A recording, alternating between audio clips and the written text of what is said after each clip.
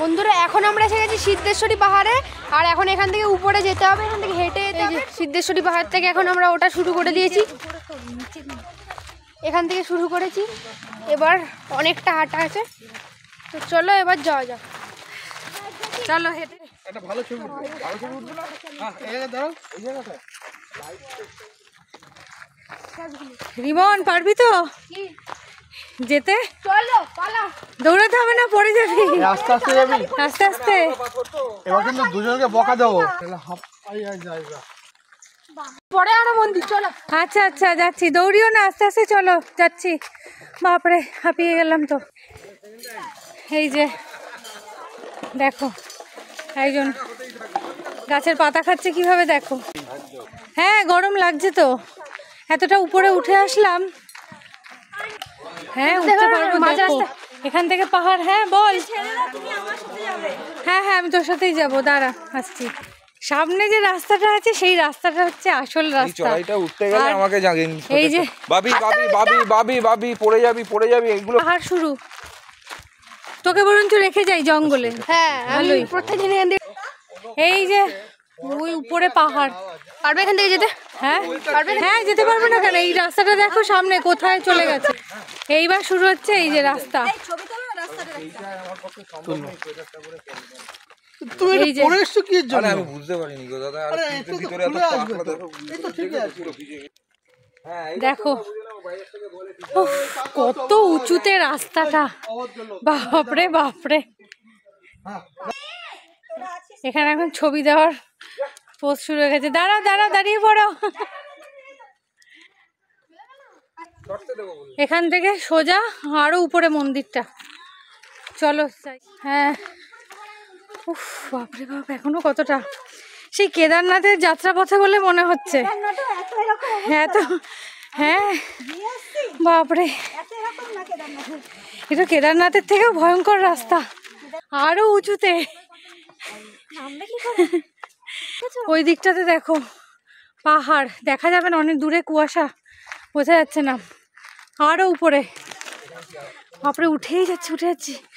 দেখো দেখো এখান থেকে পাহাড়, আর একটু উপরে উঠে নি।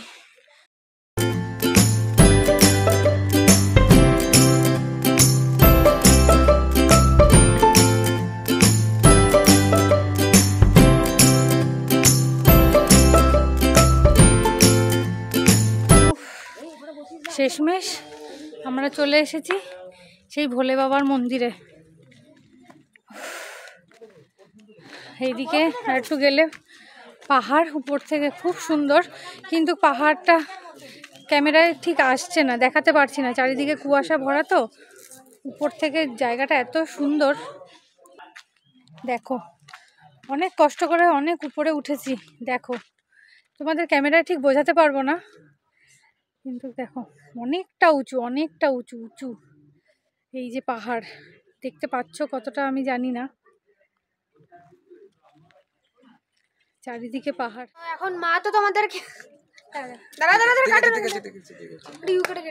না কাটবি না, ওটাই তো কাটছি না। চলছে। হ্যাঁ চলছে, বল বল বল। মন্দিরের চারপাশটা দেখানো হয়ে গেছে। একটু তো মা এখন মন্দিরের চারপাশটা তোমাদেরকে ঘুরিয়ে দেখিয়ে দিয়েছে, আর এখান থেকে দেখো ভিউটা খুব সুন্দর লাগছে, কিন্তু ক্যামেরায় ধরা পড়েনি, আমি দেখিয়ে দেখানোর চেষ্টা করেছি। ফগ আছে বলে অতটা দেখতে পারবে না তোমরা, কিন্তু এখানে ভিউটা খুব সুন্দর দেখা যাচ্ছে, পুরো ঘাটশিলাটা বলা যায় তো দেখা যাচ্ছে। আর কিছুক্ষণ এখানে রেস্ট নিয়ে তারপরে নিচে নামবো। আর দেখতে পাচ্ছ এতটা উঠেছি গরমের মধ্যে, ঘেমে গেছে সবাই, কেউ বলবে না এটা শীতকাল। এখন আমরা এসে গেছি গালুদি ব্যারেজে। এই দেখো দেখো, মোবাইলটা ফেলে দিও না। এই যে ব্যারেজের গেট, হ্যাঁ ওই দেখ বললাম এটা গেট, ওই দেখ ওখান থেকে এই যে গেটটা খুলে দিলে ওপাশ থেকে গিয়ে আবার ওপাশে নামো। এলাও যাও। চল মানে এটাও তো একটা সাইড। আমার ছবি তুলে দাও। এখন আমরা গাড়ি থেকে নেমে এখানে এক জায়গায় খেতে এসেছি, আর খাওয়া দাওয়ার পরে আমরা ওই পাহাড়টাতে যাব। পাহাড়টা দেখিয়ে দিই, ওই উপরে ওই মন্দিরটাতে আমরা যাব, পাহাড়ের উপরে ওই মন্দিরটাতে যাব। তা এখন আমরা খাবো, বলে খাওয়া দাওয়া করে নিই। এখন আমরা ভেজ থালি নিয়েছি। দেখো ডাল চিড় যেটা শেষ হয়ে গেছে, অমলেট, ভাত, পাঁপড়, আলু ভাজা, এই এরিয়াটা বাঁধাকপির তরকারি, বাঁধাকপির তরকারি, এখানে স্যালাড আর ধনেপাতার চাটনি আর রাইস।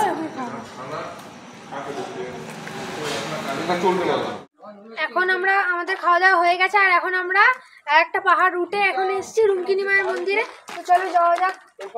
অবশ্য বন্ধ আছে, ভেতরে ঢোকা যাবে না, একবার বাইরে থেকে দেখিয়ে দিচ্ছি। কোনো মূর্তি নেই, ফটো আছে। চরণ আছে।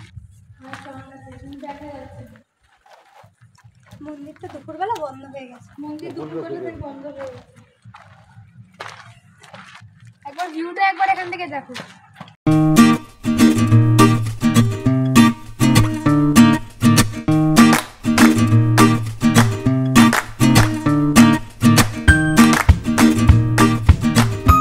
এখন আমরা এসেছি প্রাচীন রুমকিনি মায়ের মন্দিরে, আর ওখানটাতে একটা দাদু বসে আছে, যে দাদুটার বয়স 109 বছর। তো চলো ওনার সাথে গিয়ে কথা বলি।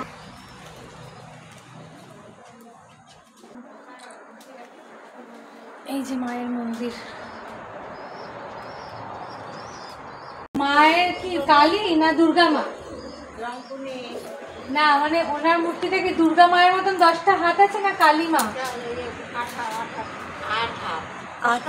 অষ্টভুজা। আচ্ছা আচ্ছা, দুর্গা হলো দশভুজা। দুর্গা দশভুজা, আচ্ছা অষ্টভুজা রুমকিনি মা। আর এই যে দাদুর বয়স আমরা শুনলাম তো 109 বছর।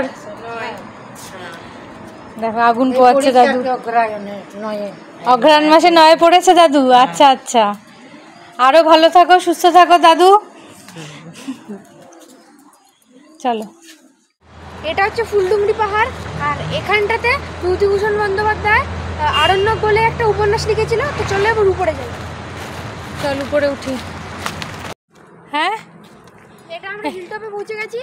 এখান থেকে মনে হয় একটা ওঠার রাস্তা আছে, আর ওই সাইডেও একটা রাস্তা আছে। এবার এখান থেকে নামা যায়। হ্যাঁ, এই যে এটাই সেই জায়গাটা, দেখে ওদিকে গিয়ে। বাপরে, এখান থেকে নামা উঁচু। তো ওই যে নিচে, উফ অনেকটা উঁচুতে।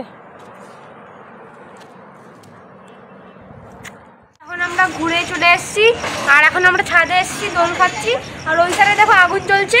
আর আগুনটা কেন জ্বলছে, এখানে এখন হবে বারবিকিউ, আর এখানে স্পিকারও আনা হবে, গান শোনা হবে, আর বারবিকিউ এখানে চিকেন খাওয়া হবে। তো ফুল এখন বলা হয় যে পার্টি চলছে। হ্যাঁ, পার্টি করে পার্টি। সরঞ্জাম সব আনা হয়েছে, এখানে আগুন জ্বালানো হয়েছে, এখানে শিকগুলো রাখা রয়েছে। বাদ বাকি জিনিসগুলো এখনো আসেনি, এসে পৌঁছায়নি, আসুক তারপরে। এই যে এখানে বারবিকিউ চিকেনের এখন প্রিপারেশন হচ্ছে, ম্যারিনেট করা হয়ে গেছে। এখন স্টিকের মধ্যে চিকেনগুলোকে দিচ্ছে, দিয়ে তারপরে ওই ওভেনে দেবে। হ্যাঁ, এই দেখো চিকেন ম্যারিনেশন হয়ে গেছে, আর গ্রিলে দেওয়া হয়ে গেছে।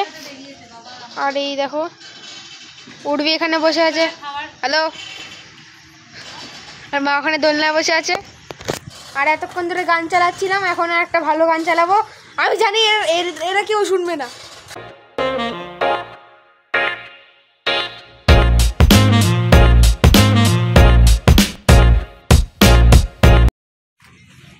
ব্যাস, খাবার রেডি। এই যে টেস্ট করছে, কেমন হয়েছে? হেভি। ও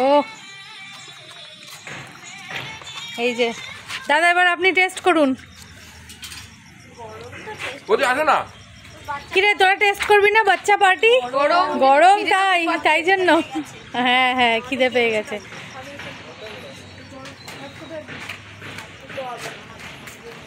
দাদা আপনি একটা নিন।